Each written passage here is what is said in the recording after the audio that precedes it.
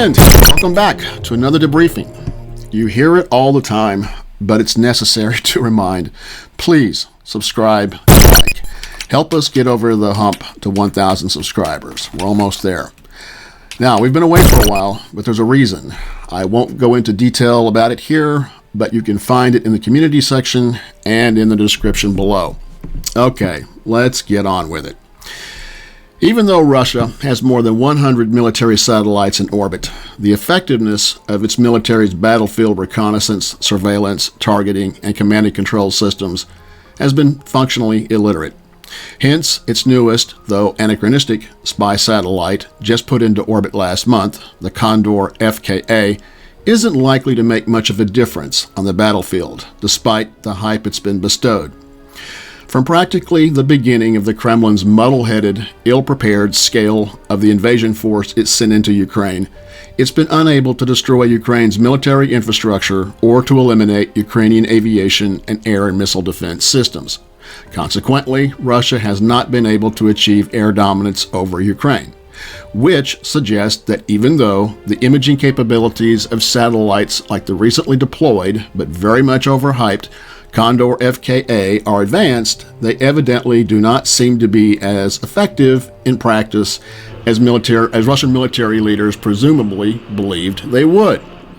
Indeed, it was only 3 months into its full-blown invasion of Ukraine that the underwhelming capabilities of Russia's military reconnaissance and communication satellites had been made strikingly evident.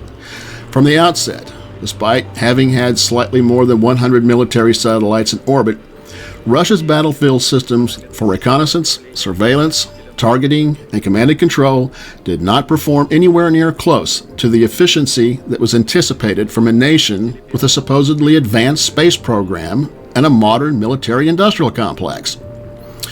Russian forces have been unsuccessful in demolishing Ukraine's military infrastructure or to neutralize its aviation and air and missile defense systems. Russia's inadequacy in reconnaissance and targeting is largely due to a lack of optical and synthetic aperture radar satellites and its deficiency in command, control, and communication systems, which can be attributed to a scarcity of satellite communication channels and terminals and an inability to achieve all-domain awareness and interoperability. Only 2 Russian military satellites are optical intelligence satellites that follow sun-synchronous orbits 700 kilometers above the Earth. 3 Russian Bars-M satellites also travel along sun-synchronous orbits, but below 600 kilometers.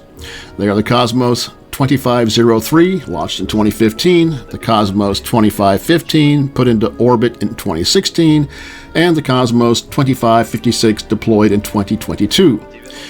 The Bars-M satellites predominantly perform topography and mapping missions. The first experimental next-generation optical intelligence satellite that was designed to replace the Persona assets was the EMKA No. 1, which was launched in 2018 but burned up in the atmosphere in April 2021. Another 2 satellites of this new generation, the Cosmos 2551 and the Cosmos 2555, were lost during failed launch attempts in September 2021 and April 2022, respectively. So, the Russian military so far is believed to have been solely dependent on just 5 Canopus 5 civilian optical imaging satellites equipped with electronics and software manufactured in the United Kingdom. However, their coverage of the same territory is limited to once every 15 days due to their revisit rate, and their low resolution only allows for imaging of large stationary objects. Another civilian constellation of optical imaging satellites includes a single Resource P satellite with a revisit rate of 3 to 6 days. These space resources allow Moscow to at least plan bombing missions and assess damage to Ukrainian cities and towns, but the Resource P is only capable of analyzing permanent, non-camouflage military installations, and certainly nothing on the ground in real time until it revisits the same area. Until its deployment last month of the Kondor-FKA, the Russian armed forces had only 1 satellite, the Cosmos 2487, which was deployed in 2013, equipped with a radar locator. The launch of the next generation Kondor satellites, the Kondor-FKA series, like the first and only one so far launched last month, are equipped with synthetic aperture radars, or SARs. SAR is a form of radar used to create two-dimensional images or three-dimensional reconstructions of objects, such as landscapes.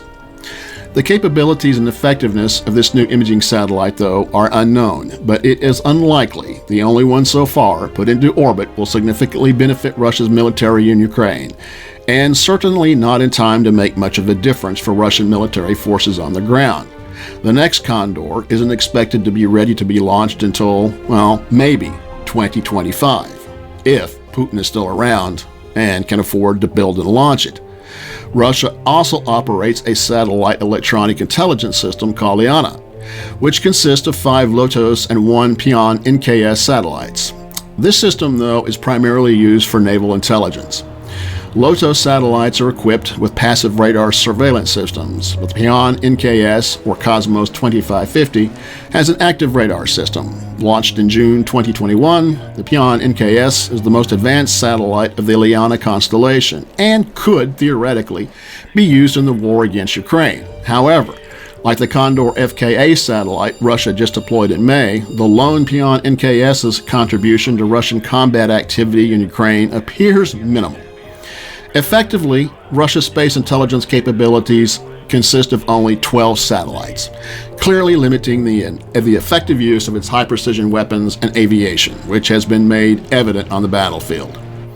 Russia continues to struggle to produce satellites that match even the quality of U.S. spy satellites dating as far back as the mid to late 1990s, when the Clinton administration declassified for commercial use first 1 meter, then half-meter resolution imagery satellites. The Kondor series of satellites' imaging resolution is barely as good as the half-meter resolution imagery of the best and then top-secret U.S. imaging satellites that were relied on during the height of the Cold War. The Kondor satellites feature an S-band synthetic aperture radar, which can conduct both continuous swath surveys and detailed spot surveys of Earth's surface. But the width of the Kondor SAR swath is only 10 kilometers, with a ground resolution of only 1 to 2 meters in spotlight mode, 1 to 3 meters in strip map mode, and 5 to 30 meters while in scan SAR mode. The explanation for these various modes of SAR capabilities are in the description below. The first Kondor satellite Russia launched was in June 2013 aboard a rocket converted from an old intercontinental ballistic missile. Designated Cosmos 2487, it was the first radar imaging satellite to be operated by the Russian military since the Soviet Rorsat and Almaz-T series of satellites. Even if Russia can overcome its command and control hurdles, it simply doesn't have enough satellites for a war the scale of which it's been trying to fight. Launched only weeks ago and apparently rushed ahead of schedule, the Kondor-FKA satellite has yet to prove particularly noteworthy, even though it's capable, at least to some degree, of conducting reconnaissance against Ukrainian military facilities, tracking the movement of troops, ships, aircraft, monitoring the activities of other countries, and providing round-the-clock all-weather monitoring of the Earth's surface. Certainly, the imaging capabilities of the Kondor-FKA could potentially enhance Russia's military operations in Ukraine by helping to locate and target vital Ukrainian military assets more effectively. But it's important to note, despite having a significant number of military satellites in orbit, the efficiency and efficacy of Russia's battlefield reconnaissance, surveillance, targeting, and command and control systems has been abysmally inferior than was expected, which in turn strongly suggests that the impact of the lone Kondor-FKA satellite on Russia's military operations in Ukraine will also be limited, especially considering Russia's military's lack of an effective satellite command and control system. But none of this should be surprising, given what we've been reporting since the beginning of Russia's invasion of Ukraine, that the Kremlin's command and control of its military forces across all warfighting domains has not only been ineffectual, but it's also been inept, corrupt, and almost from the get-go compromised by U.S. and Western countermeasures provided to Ukraine, all of which has been double-timed by the capture of important Russian command and control mobile infrastructure assets and the constant presence of U.S. and NATO communications interception resources in the air and on the ground, which Russia's military has been unable to counter. Conversely, in terms of the impact on Ukraine's military, the high-definition satellite and drone imagery it has had access to have much more effectively been used to track Russian military movements and to identify key Russian targets.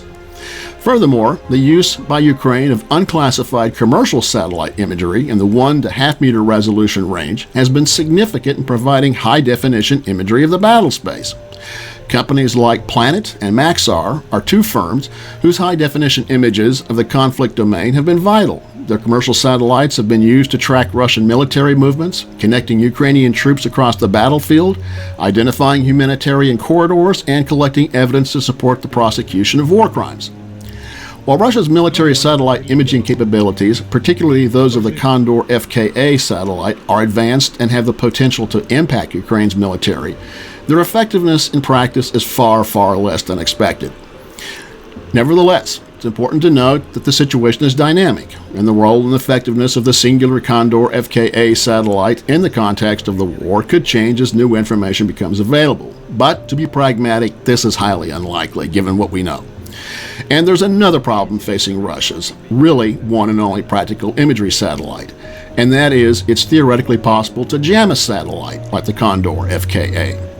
However, whether Western jamming technologies supplied to Ukraine or any jamming technologies that Ukraine has indigenously developed can effectively jam the Kondor-FKA is unknown. The effectiveness of such jamming attempts would likely depend on the specific capabilities of the jamming technologies in question and the countermeasures built into the satellite, which likely either were not built into it, are incapable of fending off Western jamming tech, or just simply weren't even thought of being incorporated into the satellite to begin with. And perhaps this is the reason why Konstantin Vorontsov, Deputy Director of the Russian Foreign Ministry's Department for Nonproliferation and Arms Control, told the United Nations last October that commercial satellites from the United States and its allies could become legitimate targets for Russia.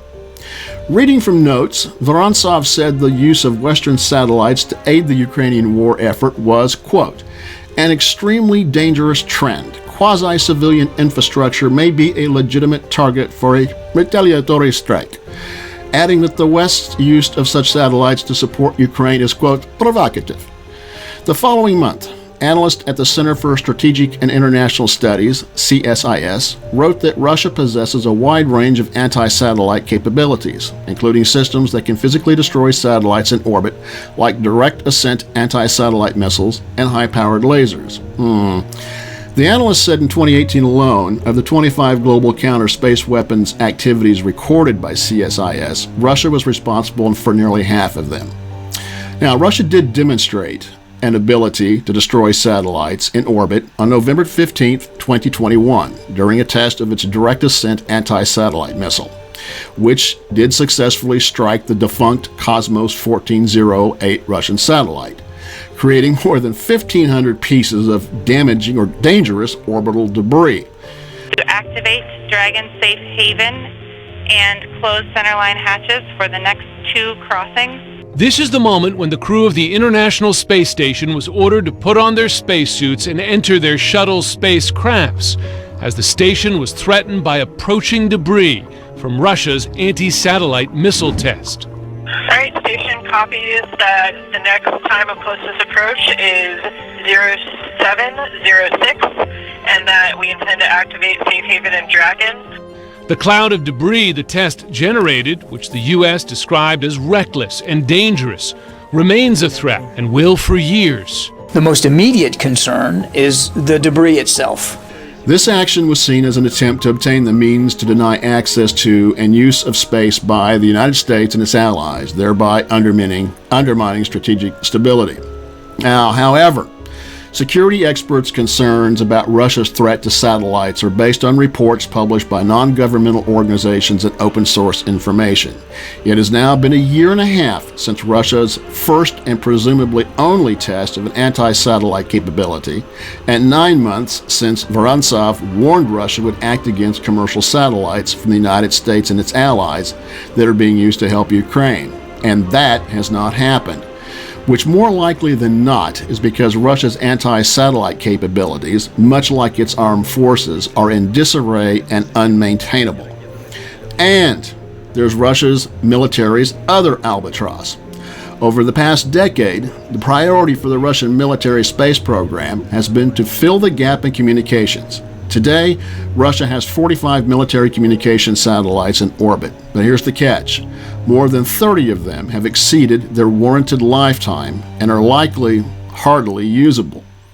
Russia did make some strides in the 2010s, deploying 6 Meridian satellites into a type of orbit designed to provide communications and remote sensing coverage over high latitudes, and 4 other satellites into geostationary orbit.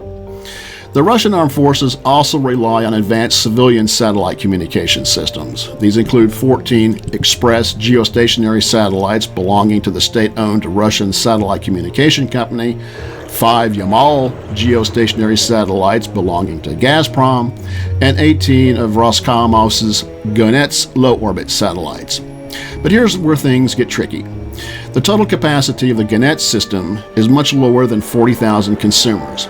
Considering that the number of Russian troops engaged in the 2022 reinvasion of Ukraine may have reached as high as 190,000, and these troops attacked from 5 different directions, Russian satellite communication capacity wasn't high enough to support these forces to begin with. Moreover, the speed of a typical Russian ground-based satellite communication terminal is 32 to 4,096 kilobits per second in the Ku band, and 32 to 1,024 kilobits per second in the C band. So, even if Russia possessed more satellites, and each Russian battalion tactical group operated a dedicated satellite communication terminal, the total Russian satellite communication bandwidth would still fall short, and obviously has. And here's another twist. Russian military communications are organized as a vertically oriented hierarchy, with the National Defense Operations Center at the top, rather than a true network-centric system. This setup, common to many dictatorial regimes, further undermines Russia's already insufficient satellite communication system, reducing its battlefield utility. And so, the highly centralized political system Putin is trying to preserve plays its own role in reducing the usability of his military's satellites. So there you have it, folks. Please subscribe and like. Until next time, stay well, safe, and frosty out there, my friends.